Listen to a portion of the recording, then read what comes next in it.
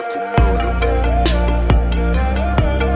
So if you don't know by now, then you should probably get familiar. இந்த video உங்களுக்கு பிடிச்சிருந்தா like பண்ணுங்க, share பண்ணுங்க, comment பண்ணுங்க. மறக்காம சேனலுக்கு சப்ஸ்கிரைப் பண்ணுங்க. சாண்டல்யன் அவர்களின் விஜய மகாதேவி பாகம் 1 அத்தியாயம் 38 பழைய மகாராஜா. கலிங்கத்தின் ஆதி மன்னர்களால் நிர்மாணிக்கப்பட்டதும் சிம்மபுரத்தின் நட்ட நடுவில் இருந்ததும் பல மர்மங்களை உடையதுமான சிம்மபுர பெரிய அரண்மனையின் 11வது கட்டிலிருந்த அரைக்கதவை மோக்ஷர் சொற்படி தட்டிய அர்த்தர் அரைக்கதவு திறந்து தம்மை நோக்கி குருவால் ஒன்று பாய்ந்து வந்ததையும் அறையில் காலடி எடுத்து வைத்த மாத்திரத்தில் தனது கை இரும்பு கையொன்றால் பிடித்து நிறுத்தப்பட்டதையும் வெறி பிடித்த இரு கண்கள் தமது கண்களுக்கு வெகு அருகில் வந்து பயங்கரமாக விழித்ததையும் கண்டதும் கதி கலங்கினாலும் மோக்ஷர் சிறிதளவும் அஞ்சாமல் சிற்பியை வெளியே வரும்படி அழைத்தது அர்த்தர் சுவாமிகளுக்கு மிதமிஞ்சிய வியப்பையே அளித்ததால், மோக்ஷரே உள்ளே வாரும், இந்த பிசாசிடமிருந்து என்னை காப்பாற்றும் என்று கூறினார். அதன் விளைவாக உள்ளே நுழைந்த மோக்ஷர், சிற்பி அவர் மீதிருந்து கையை எடுத்துவிடு, விலகி நில் என்று அதட்டினார். அதை கேட்டதும் அந்த பயங்கர கண்கள் அகன்றன அர்த்தரின் முகத்திலிருந்து. அவரை பிடித்திருந்த கையும் சற்றே விலகியது. இந்த விடுதலையால் எதிரே அறைக்குள் நின்ற உருவத்தை ஏறெடுத்து நோக்கிய அர்த்தருக்கு எதிரில் தெரிந்தது மனிதனா மிருகமா என்பது விளங்கவில்லை. அந்த உருவத்தின் தலைமயிர்கள் கரடு முரடாக அலைந்து முகத்தில் சில தொங்கிக் கொண்டிருந்தன.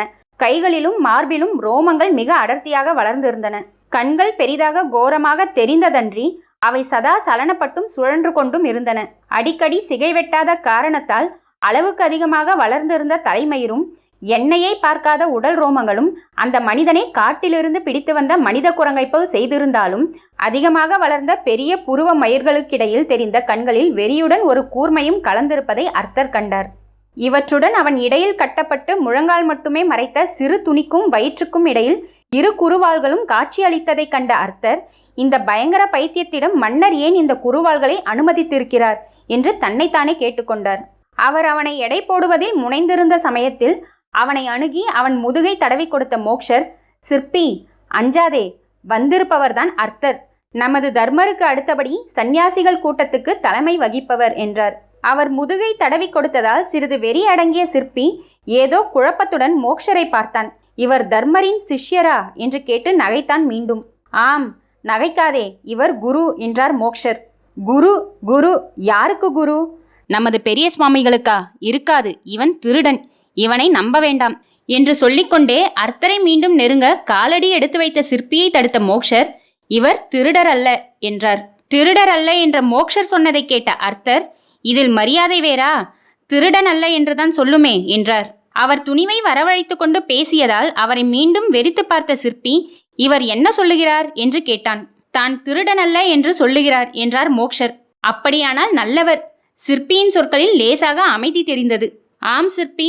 மோக்ஷர் மீண்டும் அவன் முதுகை தடவி தலையையும் கோதிவிட்டார். பாவம், புத்தி பிசகினால் எல்லோரும் குழந்தைகளாகி விடுகிறார்கள் என்று முணுமுணுத்தார். அர்த்தருக்கு சிறிது தைரியம் வளர்ந்து விடவே, குழந்தை குருவால் எரியும் போலிருக்கிறதே என்று அழுத்து கொண்டார். குழந்தை விளையாடாதா என்று கேட்ட மோக்ஷர் அர்த்தரை சும்மா இருக்கும்படி கண்ணை காட்டி, சிற்பி இங்கு யாராவது வந்தார்களா என்று வினவினார். சிற்பி விரைத்து நின்றான். யார் வந்தது, யார் வந்தது என்று இருமுறை தன்னை கேட்டுக்கொண்டு ஆம் வந்தார் என்றான். யார் என்று கேட்டார் மோக்ஷர். இந்த அரண்மனையை கட்டிய பழைய மகாராஜா என்றார் சிற்பி. அவர் சிரஞ்சீவி என்று ரகசியமாக சொன்னான் மோக்ஷரிடம். மோக்ஷர் சிறிது சிந்தித்தார். அவர் சிந்தனைக்கு இடையே புகுந்த சிற்பி மோக்ஷரை குரு என்று அழைத்தான். என்ன சிஷ்யா என்று கேட்டார் மோக்ஷர். எனக்கு நீங்கள் முழு வித்தையையும் சொல்லிக் கொடுக்கவில்லையே என்றான். எது அப்பா என்று வினவினார் மோக்ஷர். கழுத்தை நெரிக்கும் வித்தை, உங்களைப் போல அதை சரியாக செய்ய முடியவில்லை என்றான் சிற்பி. நரம்பை பார்த்து அழுத்த சொன்னேனே என்று சொன்னார் மோக்ஷர். அழுத்தினேன், அப்படியும் ஒருவன் தப்பி ஓடிவிட்டான், சாகவில்லை என்று சிற்பி தனது வெறி பிடித்த கண்களில் வருத்தத்தை படரவிட்டு கொண்டான். நல்ல குரு, நல்ல சீடன் என்று எரிந்து விழுந்தார் அர்த்தர். அதுதான் அவர் செய்த பிசகு. அவர் மீது சிற்பி தனது கண்களை திருப்பினான். குரு என்று மோக்ஷரை அழைத்தான். என்ன சிற்பி என்று மோக்ஷர் கேட்டார். இப்பொழுது பாடம் சொல்லிக் கொடுக்கிறீர்களா என்று கேட்டான் சிற்பி. இப்பொழுது என்ன அவசரம் என்று வினவினார் மோக்ஷர். அதோ அர்த்தர் சுவாமி கழுத்து புஷ்டியாக இருக்கிறது, நரம்புகளும் தெரிகின்றன என்று அர்த்தர் கழுத்தை சுட்டி காட்டினான் சிற்பி. அர்த்தருக்கு பிராணனே போய்விடும் போல் இருந்தது. ஆனால் அவர் உதவிக்கு மோக்ஷர் வந்து சிற்பி என்று சற்று கடுமையாக அழைத்தார். முன்னமே சொன்னேன், இவர் நமது பெரிய சுவாமிகளின் சிஷ்யர் என்று. ஆமாம், எனக்கு பாடம் கற்றுக்கொள்ள வேறு கழுத்து இல்லையே என்று வினவினான் சிற்பி. நான் தருகிறேன் என்றார் மோக்ஷர். இதைவிட பெரிய கழுத்தா என்று வினவினான் சிற்பி. ஆமாம். நரம்புகள் இருக்குமா என்று வினவினான் சிற்பி. புடைத்திருக்கும் என்றார் மோக்ஷர். அப்படியே நெரிக்கலாமா என்றான் சிற்பி. ஆமாம் என்றார் மோக்ஷர். இதற்கு பிறகு சிறிது சமாதானம் அடைந்த சிற்பி முதலாக விசாரித்தான். குரு, இங்கு எதற்கு வந்தீர்கள் என்று. உன் கப்பல்களை பார்க்க வந்தேன் என்றார் மோக்ஷர்.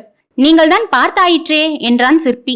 இவருக்கு காட்ட வந்தேன் என்று மோக்ஷர் சொன்னதும் அர்த்தரை வெறியுடன் நோக்கிய சிற்பி, இவர் கப்பலை திருட மாட்டாரே என்று கேட்டான். மோக்ஷர் சிறிது சிந்தித்து, என்ன சிற்பி, ஏன் அப்படி கேட்கிறாய்? யாராவது திருட முயன்றார்களா என்று வினவினார். இருவர் முயன்றார்கள். ஒருவனை முறித்து போட்டேன், இன்னொருவன் ஓடிவிட்டான் என்ற சிற்பி, குரு, அவன் எப்படி தப்பினான் என்று தெரியவில்லை, ஆனால் அவனுக்கு எதையும் எடுக்க முடியவில்லை என்றவன், குரு, அவனுக்கு நமது அரசகுமாரியை தெரியுமா என்று வினவினான். தெரியாது என்றார் மோக்ஷர். அரசகுமாரியை அழைத்து வருவதாக சொன்னானே என்று கேட்டான் சிற்பி. மோக்ஷருக்கும் அர்த்தருக்கும் விஷயம் புரிந்துவிட்டது. இந்த அரண்மனையில் நுழையவும் சிற்பியை சரி செய்யவும் ஆதிமால்யன் முயன்றிருக்கிறான், முடியவில்லை. அதனால் அரசகுமாரியின் பெயரை சொல்லியிருக்கிறான் என்று இருவருக்கும் தீர்மானமாக தெரியவே அவர்கள் அதை பற்றி ஏதும் பேசவில்லை. சிறிது நேரம் கழித்து மோக்ஷரே பேசினார். சிற்பி, அவன் கழுத்தை நானே முறித்து போடுகிறேன் என்று. சரி வா, உன் அறைக்கு போவோம் என்றார். சிற்பி தலைகுனிந்து நின்றான் சில வினாடிகள். பிறகு தலையை தானே அசைத்து கொண்டான். குரு என்று சிறிது மௌனத்துக்கு பிறகு அழைத்தான். என்ன சிற்பி என்று கேட்டார் மோக்ஷர். நாம் செத்த பின்பு எங்கே போகிறோம் என்று கேட்டான் சிற்பி. அவன் கண்கள் மீண்டும் சுழல முற்பட்டதை பார்த்த மோக்ஷர் அவன் சித்தம் மீண்டும் சிதறுவதை உணர்ந்தாரானாலும் அதை பற்றி எந்தவித உணர்ச்சியையும் காட்டாமல் பித்ருலோகத்துக்கு போகிறோம் என்றார். அப்படியென்றால் என்று வினவினான் சிற்பி. நமது தந்தையர் தாய்மார் இறந்த பின்பு சிறிது காலம் இருக்கும் இடம் என்றார் மோக்ஷர். குரு, பொய் உரைக்கிறீர், உமக்கு மூளையே இல்லை என்று பெரிதாக நகைத்த சிற்பி, இல்லை, யாரும் எங்கும் போவதில்லை, எல்லோரும் இங்கேயே இருக்கிறார்கள், காட்டட்டுமா என்று இடியென மீண்டும் நகைத்தான். மீண்டும் பைத்தியம் அவனுக்கு முற்றிவிட்டதை கவனித்த மோக்ஷர், அர்த்தரே அஞ்சாதேயும், இவனுக்கு வெறி இப்படிதான் விட்டு விட்டு வரும் என்று கூறினார். அவர் உடல் நடுக்கம் கண்டிருந்தது. சொற்கள் விட்டு விட்டு உதிர்ந்தன.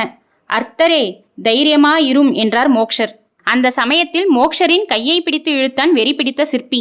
ஏ முட்டாள் குரு, வா, உனக்கு இந்த அரண்மனையை கட்டிய மகாராஜாவை காட்டுகிறேன். அவர் செத்த பிறகு எங்கும் போகவில்லை, இங்கேயே சுற்றி கொண்டிருக்கிறார் என்று கூறி அவரை தரதரவென்று இழுத்தான். அந்த சமயத்தில் ஓடப்போன அர்த்தரின் கையை மோக்ஷர் பிடித்து கொண்டு, ஓடவா பார்க்கிறீர் என்று இழுத்தார். இப்படி சிற்பியால் சங்கிலி தொடர் போல் இழுக்கப்பட்ட இரு சுவாமிகளும் வேறு வழி இல்லாமல் அவனுடன் சென்றனர். அடுத்திருந்த இரு கதவுகளையும் திறந்து கொண்டு சென்ற சிற்பி கடைசியாக ஒரு பெரிய அறைக்கு வந்ததும் அந்த அறையின் கதவை சத்தம் போடாமல் மெதுவாக சாத்தினான். மூச்சு விடாதே, மகாராஜா கோபிப்பார் என்றும் ரகசியமாக சொன்னான். அடுத்து அறையின் ஒரு மூலையை சுட்டி காட்டினான். அறையின் ஒரு கோடியில் உட்கார்ந்திருந்தது ஒரு உருவம். அதை கண்ட மோக்ஷர் நடுங்கினார். எத்தனை நூற்றாண்டுகள் கடந்துவிட்டன, இன்னும் இங்கேயே இருக்கிறார். அவரது உருவம் இருக்கிறது, எத்தனை தத்ரூபமாக உட்கார்ந்திருக்கிறது என்று முணுமுணுத்தார். அந்த சமயத்தில் தூரத்தில் ஓர் ஆசனத்தில் அவர்களுக்கு முதுகை காட்டிக் கொண்டிருந்த அந்த உருவம் லேசாக அசைந்து திரும்பியது. அதன் முகத்தை கண்ட மோக்ஷர் அலற எத்தனித்தார். அந்த உருவம் உட்கார்ந்திருந்த இடத்திற்கு மேலே பழைய மகாராஜாவின் உருவத்தை அப்படியே தீட்டியிருந்தான் சிற்பி. அந்த அருவமும் சிற்ப உருவமும் சிறு வித்தியாசமும் இல்லாமல் அப்படியே இருந்தன. அந்த உருவத்தையும் அருவத்தையும் கண்ட மோக்ஷர் நடுங்கினார். அர்த்தர் நிலை சொல்ல தரமல்லாததா இருந்தது. அவர் மோக்ஷரின் இடுப்பை வளைத்து பிடித்து கொண்டார். செத்துப்போன மகாராஜாவின் அருவம் மெதுவாக எழுந்தது. அவர்களை நோக்கி ஒரு முறை நகைத்தது. அடுத்து மெல்ல அவர்களை நோக்கி நடந்து வரவும் முற்பட்டது. சிற்பி நகைத்தான் பெரிதாக. மோக்ஷர் மூர்ஜையானார். அர்த்தரையும் இழுத்துக்கொண்டு நிலத்தில் சாய்ந்தார்.